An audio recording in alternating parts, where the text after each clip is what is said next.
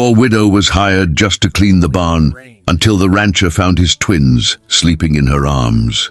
Witness this unbelievable, true inspired story right here on Whisper of the Past.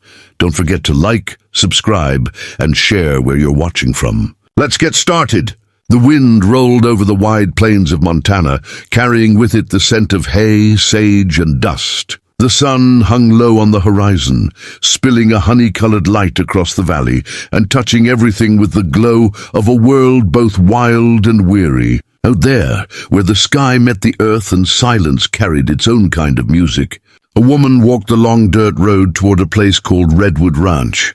Her name was Emily Carter, and though her steps were slow, they were steady. Her brown dress was faded from too many washings, her shoes cracked from too many miles. She held a small canvas bag in one hand, and with the other guided her two children, Lily, 6, and Ben, 4, down the winding trail that led through the open country. Behind them lay a past she could no longer bear to think about, and ahead of them stood a hope she hardly dared to believe in.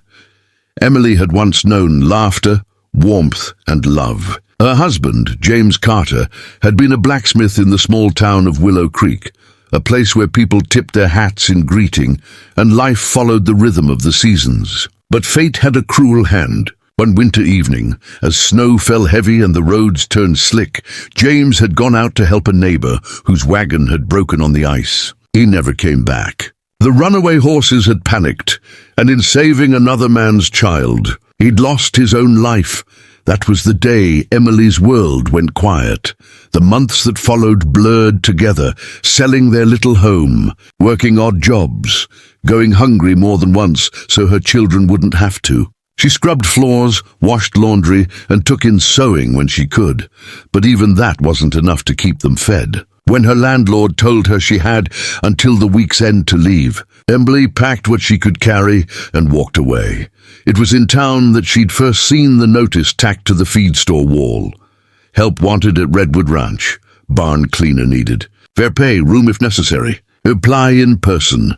She'd asked around, learned that the ranch belonged to Jack Turner, a widower who ran one of the biggest cattle spreads in the valley. Folks said he was a hard man, not mean but quiet, a man still haunted by the death of his wife during childbirth. They said he lived alone now with his 6-year-old twins, and that no one saw him much except at market.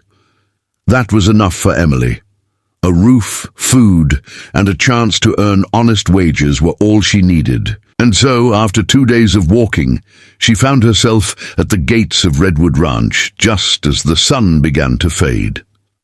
The land stretched wide before her, rolling fields of tall grass, fences that ran for miles, and a barn that stood tall and proud, its red paint chipped and weathered by years of wind. The smell of horses and hay filled the air, and somewhere nearby a windmill creaked slowly as it turned. A man was standing near the corral, his broad shoulders dark against the dying light. He wore a hat pulled low, a leather duster marked with the dust of a long day's work. Emily hesitated, her heart pounding. She could turn back now, she thought, but then Ben tugged at her skirt and whispered, "Mama, I'm tired." That was all the courage she needed. She walked forward. "Excuse me, sir," she called softly. The man turned. Jack Turner was tall, his face weathered and lined, his eyes a stormy gray. He studied her for a long moment before speaking. "Can I help you, ma'am?" His voice was deep, rough, like a man not used to talking much. Emily swallowed hard. "I came about the job, sir, the barn cleaner position. I saw your notice in town." His eyes flicked down to her children. "You've got young ones," he said simply. "Yes, sir," she replied quickly, her tone humble but steady. "They're good children. They won't cause trouble. I need the work. I can clean, mend, feed animals, whatever's needed. You won't regret hiring me." Jack's expression didn't change for a long time. The wind rustled the grass between them, and somewhere a horse snorted from its stall. At last he nodded toward the barn. "Barn's over that way," he said. "If you don't mind getting your hands dirty, we'll see what you can do." Relief flooded her chest. "Thank you, sir. Truly." That night Emily worked until her back ached. She swept the floors, shoveled out stalls, and stacked bales of hay until her arms trembled. Jack watched quietly from a distance, saying little, but noting how she never slowed, never complained. When she finally finished, he gave her a nod of approval. "You can use the old bunkhouse for now," he said. "It's not much, but it's dry and there's a stove. I'll pay you at the end of the week." Tears threatened to spill from her eyes. "Thank you," she whispered. The bunkhouse was small but warm, with a cot, a little wood stove, and space enough for her and the children.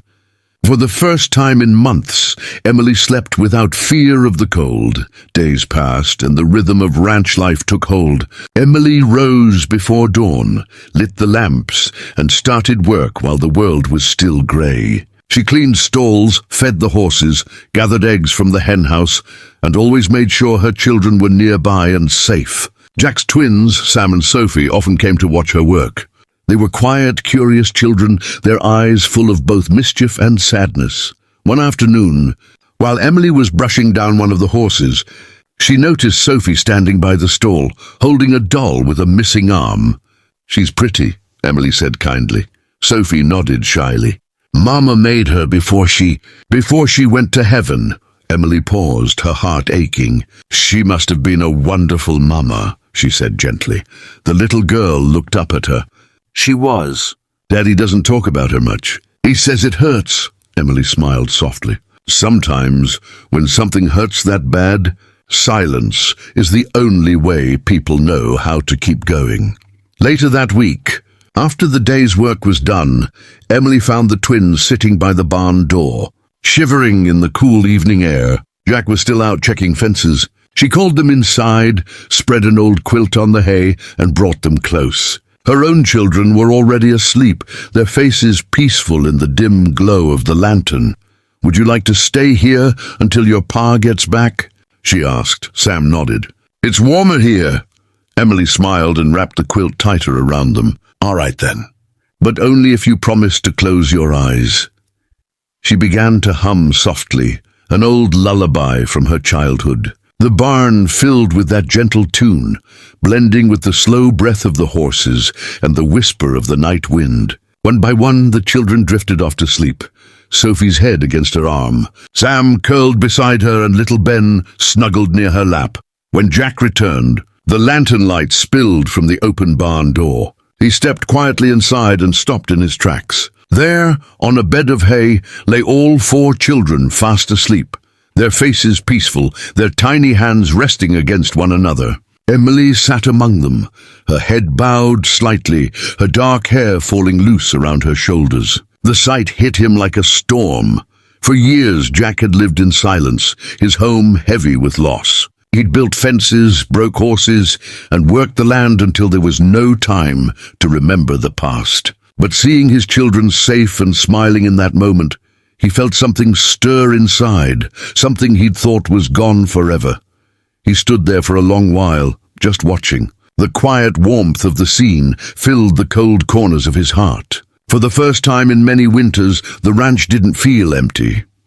Emily stirred slightly, eyes half opening as she saw him. "Oh, I'm sorry, Mr. Turner," she whispered, embarrassed. "They must have fallen asleep." "I didn't mean—" Jack shook his head. "Don't apologize," he said softly. It's all right." And as he turned to leave, a faint smile touched his lips, small but real.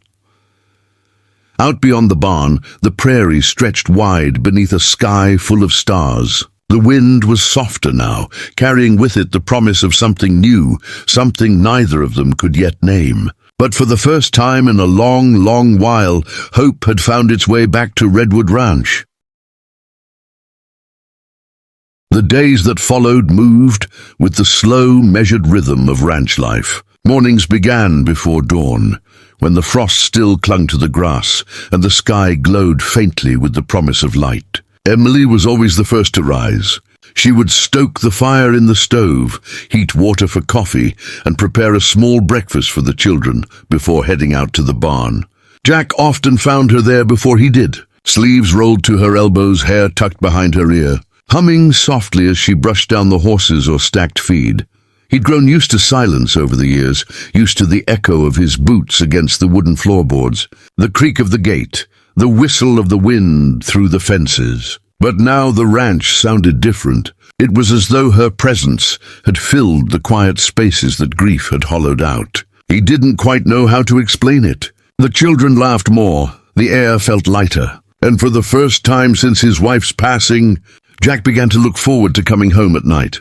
Emily never asked for more than what she'd been promised. She worked hard, took care of the animals, and helped with small things that weren't in her job description. When the old chicken coop needed fixing, she gathered boards and nails herself and rebuilt it. When one of the calves fell ill, she sat beside it all night, feeding it warm milk and whispering gentle words until it regained its strength. Her hands were always busy, her spirit steady, her voice quiet but kind.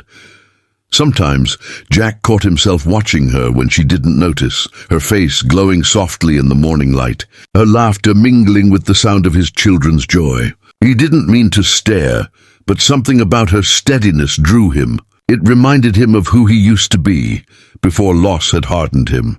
One afternoon, a storm rolled in from the west. The sky darkened suddenly, clouds piling up like mountains, and the wind began to whip across the plains. Jack called the ranch hands to bring the cattle into shelter, while Emily hurried the children inside. By the time the rain began to fall, the world had turned grey and wild. Lightning flashed across the horizon, thunder shook the ground, and rain poured so heavy it was impossible to see more than a few feet ahead. Inside the main house, Emily kept the children calm, lighting lamps and reading stories from an old Bible she'd found on the shelf. Her voice was soft and even, a steady rhythm that soothed the storm's roar. Jack came in soaked, his hat dripping water onto the wooden floor. "All the cattle are in," he said, pulling off his coat. "It's going to be a long night." Emily handed him a towel. "You're freezing, Mr. Turner. Sit by the fire, I'll fetch some coffee." He hesitated, unused to anyone caring for him in even the smallest ways. "You don't have to, I know," she said with a gentle smile. "But I will." He sat by the hearth, watching her move about the kitchen with quiet grace. The firelight flickered across her face, and he realized how long it had been since the house had felt like this, warm, alive, full of laughter and the smell of fresh bread. The children played on the rug, their giggles echoing in the room, and for a brief moment, it felt as though time itself had stopped. When the storm finally passed, the ranch lay quiet again, washed clean by the rain. The fields shimmered under the silver light of the moon, and from the window, Emily could see steam rising from the wet earth. Jack stood beside her, his hands resting on the windowsill, the faint scent of rain and pine filling the room. "Thank you," he said after a while. "For what?" she asked softly. "For keeping them safe. For bringing light back into this house." She looked at him, surprised by the tenderness in his tone. "They're good children," she said. "They just needed someone to remind them that laughter still belongs here." Jack nodded, his jaw tightening slightly. "I forgot what that sounded like," he admitted. "After Sarah passed, everything went quiet. The twins stopped laughing, and I stopped trying to make them." Emily's eyes softened. "Grief doesn't disappear, Mr. Turner. It just learns to live beside us. But love, it finds its way back if we let it." He didn't answer, but her words stayed with him long after she'd gone to check on the sleeping children. As spring came, the ranch began to flourish again. The grass turned green, the horses grazed lazily in the sun, and the fields buzzed with new life. Emily planted flowers by the porch, small bursts of color that seemed to change the look of the entire place. Jack noticed the difference. The ranch didn't just run better, it felt alive again. Every Sunday, Emily took the children to the small church in town. Jack never joined them at first. The church had been Sarah's place, and walking through those doors felt too heavy. But one morning, as he watched them climb into the wagon, he heard Sophie's small voice say, "Daddy, you should come. Mama would want you to." He hesitated, then quietly hitched up another horse and followed them.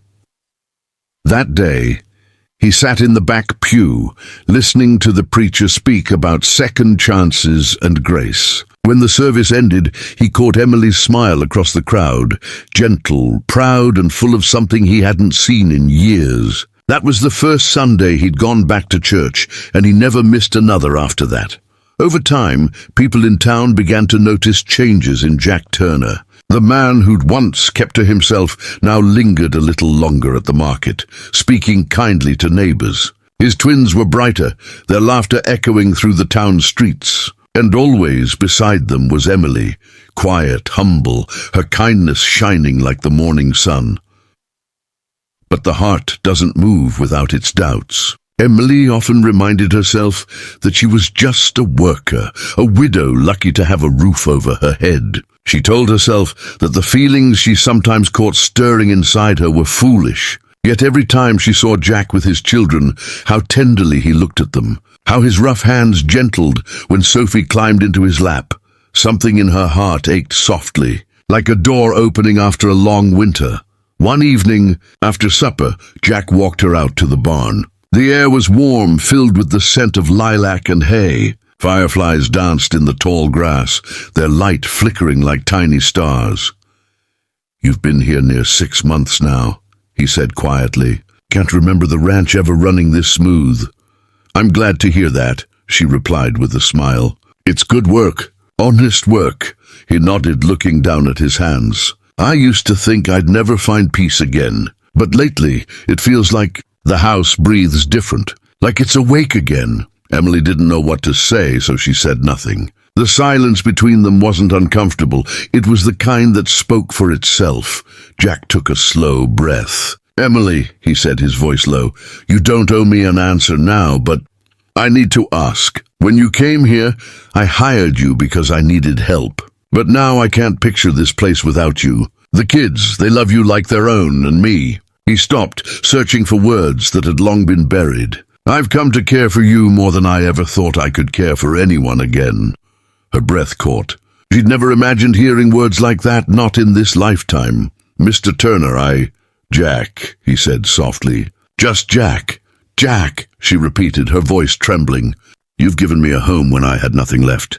I never expected anything more than that." He stepped closer, his eyes steady on hers. "You gave this home its heart back. I think maybe that's worth something." Tears filled her eyes, and for a moment neither of them spoke. The only sound was the low murmur of the night, the rustle of the horses in their stalls, the distant call of a coyote on the ridge, the soft whisper of the wind through the grass. When he reached out, he didn't touch her hand at first. He just let it hover there, as if asking permission. And when she didn't pull away, he took her fingers gently in his, rough hands meeting soft ones. From that night on, something quiet but certain began between them. It wasn't rushed or loud, it grew slowly, like the sunrise over the plains. The children seemed to sense it before anyone said a word. Lily and Sophie began calling each other sisters, and Sam often followed Jack around the ranch, learning how to mend fences and drive the cattle. By summer's end, Redwood Ranch was a place of laughter again. On Sundays, the church bells rang, and when the Turner family walked through town, Jack, Emily, and the 4 children, the folks who once pitied the lonely widower now smiled with warmth. They all knew what had happened without needing to ask. One evening, as the sun dipped behind the hills and painted the world gold, Jack stood with Emily on the porch. The sky stretched endless and open before them. He reached for her hand, and she leaned her head against his shoulder, a peace settling over them both. "Funny thing," he said quietly. "All I was looking for that day was someone to clean the barn," Emily smiled. "And all I was looking for was a place to rest."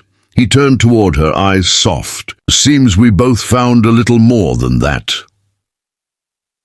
The prairie wind swept across the fields, carrying the scent of wildflowers and rain, the promise of all that was still to come. Beneath the vast, endless sky, 2 hearts that had been broken by loss found each other again, not by chance, but by grace. And so the widow who came to clean the barn stayed to build a home, proving that even in the roughest corners of the West, love has a way of finding those brave enough to keep their hearts open.